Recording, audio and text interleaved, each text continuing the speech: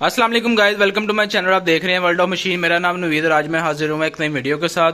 ये भाई का एक मैसेज आया था कि टायर शॉप बनाने के लिए A to Z जो सामान होता है उसके ऊपर वीडियो बना दे। तो हालांकि मैं पहले भी वीडियो बना चुका हूँ, लेकिन शायद भाई ने ना देखी हो, तो आज दोबारा से इसके ऊपर वीडियो बना रहा हूँ। तो आज की इस वीडियो में मैं आपको बताऊँगा अगर आप नई टायर शॉप बनाना चाहते हैं तो आपको किन किन चीज़ों की जरूरत पड़ेगी और आपके कितने पैसे लगेंगे। ठीक है, तो आपने वीडियो को पूरा देखना है। वीडियो पूरा देखेंगे तभी आपको एक मुकम्मल जो है ना चीज़ की समझ आ जाएगी कि एक दुकान बनाने के लिए इतने पैसे चाहिए और ये सामान जरूरी होता है टायर शॉप के लिए। ठीक है, तो वीडियो शुरू करने से पहले आपसे रिक्वेस्ट है कि जो लोग चैनल पे न्यू है चैनल को सब्सक्राइब कर लें, साथ में लगे बेल आइकन को प्रेस कर लें ताकि आपको आने वाली नई वीडियो का नोटिफिकेशन मिल सके। जैसे आप कोई भी आप कमेंट में मैसेज करते हैं मैं उसके ऊपर वीडियो बना देता हूँ। तो ये भाई का मैसेज आया था तो आपके लिए वीडियो बना रहा हूँ। तो सबसे पहले कि ये कि भाईजान जो पाकिस्तान में ये होता है कि आप टायर शॉप बनाते हैं उसमें होता है कि पुराने सामान के साथ काम शुरू करना है या नए सामान के साथ काम शुरू करना है। हमारे पास ज़्यादातर जो है ना टूल्स नए होते हैं, पुराने नहीं होते। ठीक है, एक चीज़ ये क्लियर कर लें। उसके बाद अगर आप टायर शॉप बनाना चाहते हैं उसमें भी 2-3 तरह की टायर शॉप्स होती हैं। ठीक है, एक में होता है कि ये आप जो है ना सिस्टम लगा रहे हैं छोटी गाड़ी के लिए, मतलब कि कार वगैरह, मोटरसाइकिल, साइकिल। ठीक है, कार की ट्यूनिंग के लिए या उसके जो है टायर खोलने के लिए, उसकी जो भी सर्विस वगैरह करते हैं उसके लिए। ठीक है, एक होता है साथ आपने बड़ा काम भी करना होता है, मतलब बड़े ट्रक का काम हो गया, बड़ी बस का काम हो गया, आपने ये भी काम करना होता है। ठीक है, इसमें दो चीज़ें आ जाती हैं। ठीक है, उसमें ये आपको मैं बाद में बताऊंगा कि इसमें फ़र्क क्या दोनों में। तो अब आपको मैं बताता हूँ कि अगर आप एक पाकिस्तान में न्यू टायर शॉप बनाना चाहते हैं और बिल्कुल नए सामान के साथ, यानी कि आप कहते हैं कि आपने कोई भी टूल लेना वो नया लेना है, उसके लिए सबसे पहले तो आपको टायर चेंजर चाहिए होगी। टायर चेंजर अभी फिलहाल यहाँ पे जो पड़ी थी वो सेल हो गई है, अभी गोदाम से ला के रखी नहीं है यहाँ पे। लेकिन टायर आपने मेरी पुरानी वीडियो में टायर चेंजर देखी होगी। हमारे पास जो टायर चेंजर होती है बिल्कुल न्यू होती है, ब्रांड न्यू होती है। उसमें अंदर मुख्तलिफ तरह के साइज आते हैं। एक आता है 24 इंच वाला, एक आता है 26 इंच वाला, एक आता है 22 नंबर, 20 नंबर, 18 नंबर, यानी कि टायर चेंजर मुख्तलिफ साइज होते हैं। जितनी बड़ी टायर चेंजर लेंगे उसमें ये होगा कि आपकी बड़ी गाड़ी का टायर इजीली खुलेगा। ठीक है, अगर आप छोटी टायर चेंजर लेंगे उसमें सिर्फ छोटा काम ही होगा, बड़ा नहीं होगा। ठीक है, तो ये एक फ़र्क होता है। जो टायर चेंजर मशीन है ना, मैं आपको बता देता हूँ, टायर चेंजर मशीन जो है ना अब नई बिल्कुल जो ब्रांड न्यू है वो भी अच्छी इंग्लैंड वाली होगी, इटली वाली होगी, जर्मनी वाली होगी, जो कि ओरिजिनल ब्रांड की होती हैं। सिंबल सब चाइना ही होता है लेकिन ब्रांड में फ़र्क होता है। एक चाइना की अपनी बनती है, एक इंग्लैंड की कंपनी है वो चाइना में प्लांट लगा के वहाँ पे बना रही है, वो चीज़ में फ़र्क होता है। जो इस टाइम ओरिजिनल इंग्लैंड जर्मनी वाली मशीन है ना, बड़ी हैवी ड्यूटी जो 24 इंच वाली है, वो तकरीबन आप ये समझ लें 2.5 लाख से लेकर 3.5 लाख तक आपको मिलेगी। ठीक है, उसमें मुख्तलिफ साइज़ होते हैं, ठीक है, 24 इंच का, 22 इंच का, 20 इंच का, 26 इंच का। तो इस तरह से 2.5 लाख से लेके 3.5 लाख का आपकी टायर चेंजर बनेगी। ठीक है, नंबर 1 टायर चेंजर मशीन ज़रूरी। अगर आप नई मशीन लगाएंगे उसका फ़ायदा होगा, कस्टमर आपके पास ज़्यादा आएंगे। ठीक है, उसकी ये वजह कि नई मशीन देख के ही लोग आते हैं, नया टूल होगा। क्योंकि जो ये पुरानी मशीनें होती हैं ये रुकती हैं, तंग करती हैं, इससे अलाय रिम के ऊपर निशान पड़ जाता है और जो कस्टमर है वो नाराज़ होता है। ठीक है, अगर आपके पास अच्छी मशीन होगी तो अट्रैक्टिव होगी, कस्टमर देख के खुद रुकेगा। ठीक है, सबसे मेन चीज़ तो टायर चेंजर होगी। उसके बाद आपका आता है कंप्रेसर। ठीक है, टैंक की कंप्रेसर आपने कौन सा लेना। अब इसमें भी मुख्तलिफ तरह की वैरायटी है।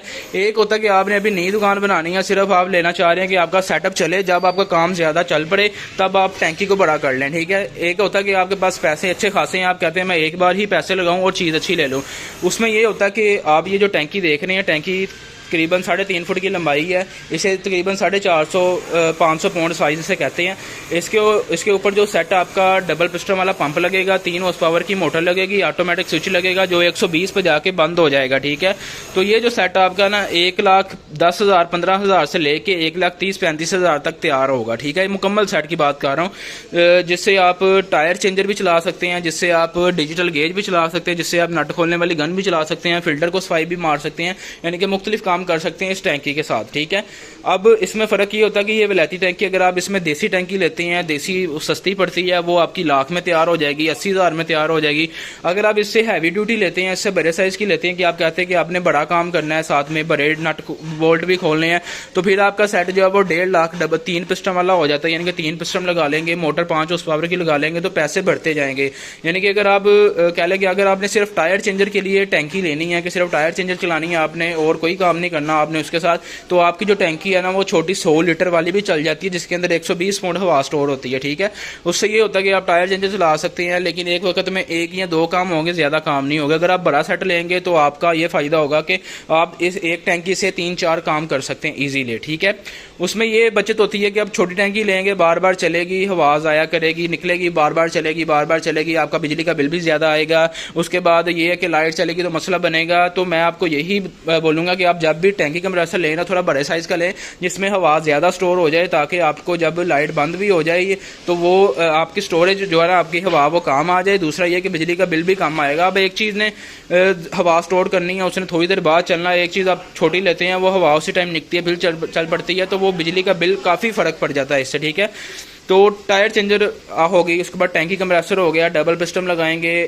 और रेट है, 3 पिस्टन लगाएंगे और रेट है, देसी लगाएंगे और रेट है, विलायती लगाएंगे और रेट है। ठीक है, तो ये आपको मैंने बताया तकरीबन अगर विलायती सेट लेते हैं 1,10,15 हज़ार से लेकर 1.5 लाख तक आपका विलायती सेट तैयार हो जाता अच्छा वाला। ठीक है, तो ये कंप्रेसर हो गया। ठीक है, उसके बाद आ जाते हैं हम अपने डिजिटल गेज की तरफ। डिजिटल गेज ये बहुत ही ज़रूरी है। अब कोई भी नई टायर शॉप बना रहा है उसके लिए तो ये बहुत अहम चीज़ है, क्योंकि इसके बगैर गाड़ी वाला रुकता नहीं है आपके पास। ठीक है, इसमें बहुत सारी वैरायटी हमारे पास लगी हुई है इस टाइम, लेकिन आपको जो वीडियो में नज़र आ रही है 1 2 3 है, बाकी पीछे गोदाम में पड़ी हैं। वो इस यहाँ पे जगह कम थी, यहाँ पे डिस्प्ले नहीं कर सका।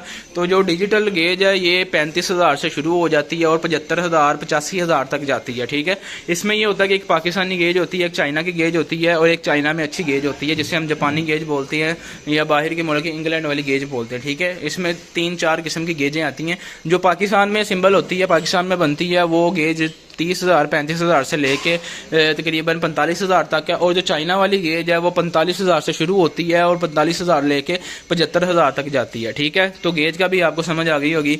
अब पाकिस्तानी और चाइना वाली गेज में ये फ़र्क है, जो पाकिस्तानी गेज है वो सस्ती है।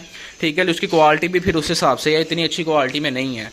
ये नहीं कि वो बिल्कुल ही ख़राब हो जाती है, लेकिन आप काम लोग चला रहे हैं, बेहतरीन चलती भी है लोगों की। लेकिन जो पाकिस्तानी चीज़ है, आपको पता मटीरियल पाकिस्तानी वो पूरा नहीं लगाते, सस्ते के चक्कर में जो है ना क्वालिटी में कंप्रोमाइज़ कर जाते हैं, ये फ़र्क होता है। ठीक है, बाकी आपकी मर्ज़ी है, आपने चाइना वाली लेनी है पाकिस्तानी लेनी है, दोनों अच्छी गेजें हैं। मेरा मकसद आपको समझाना है, चीज़ के बारे में बताना है, बाकी फैसला आपने करना है, क्योंकि आपने अपनी जेब भी देखनी है और अपना काम भी देखना है, उस हिसाब से आपने चलना है। ठीक है, तो ये गेज होगी, टायर चेंजर, कंप्रेसर और गेज, 3 चीज़ें मेन होगी।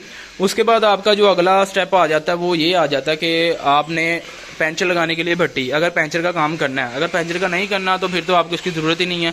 ठीक है, ये पंचर वाली भट्टी होती है, इसमें आप ऑटोमेटिक भट्टी ले लें, ये बेहतरीन चलती है। ठीक है, ये जो ऑटोमेटिक भट्टी है 9-10 हज़ार से लेके 12-13 हज़ार तक जाती है। बाकी इसमें बहुत सारी वैरायटी है, उसकी मैंने अभी कल वीडियो भी बनाई थी।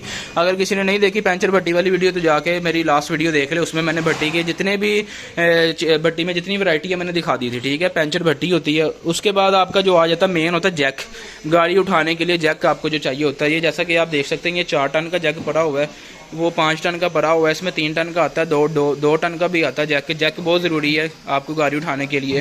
ठीक है, जैक की जो प्राइस है 3 टन वाला जैक जो 25,000 से शुरू हो जाता है, 25,000 से लेके 5 टन जो है 50,000 तक जाता है। इसमें मुख्तलिफ वैरायटी आती है। एक किक वाला जैक होता है, ये जैसे आप देख सकते हैं यहाँ पे किक लगी हुई है, किक को प्रेस करेंगे जैक खुद ब खुद ऊपर उठ जाएगा, आपको पंप नहीं मारना पड़ेगा। ठीक है, इसमें ये होता है कि जितनी गाड़ी के नीचे लगाएं किक मारे वो खुद जैक ऊपर आ जाता है, बाकी आप पंप मारेंगे तो ऊपर चला जाएगा। एक बगैर किक के होता है। ठीक है, तो ये किक वाला थोड़ा महंगा होता है, बगैर किक के थोड़ा सस्ता होता है। ये 25,000 से लेकर 50,000 तक है।